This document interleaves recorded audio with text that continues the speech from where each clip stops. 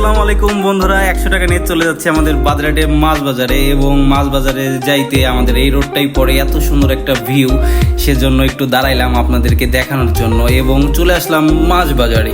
মাছ বাজারে এসে এত পরিমাণ ভিড়, কেউ আমাকে সাইড দিচ্ছে না। আরে কাকা একটু সাইড দেন, সামনে যাই, আমাদের ভিউয়ারদেরকে দেখাই যে আমাদের হাটে কি কি মাছ পাওয়া যায়।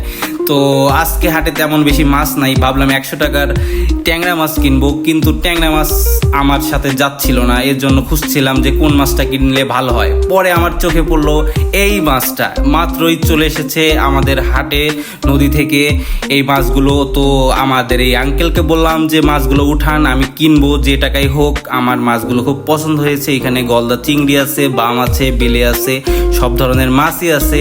তো তারা উঠাচ্ছিল এবং মাছটা আমার খুবই পছন্দ হচ্ছিল। আমি মাছটা নিয়ে বাসা দিকে যাব, কিন্তু হুট করে আমার মনে পড়লো আমি তো 100 টাকা নিয়ে আসছি মাছ কেনার জন্য।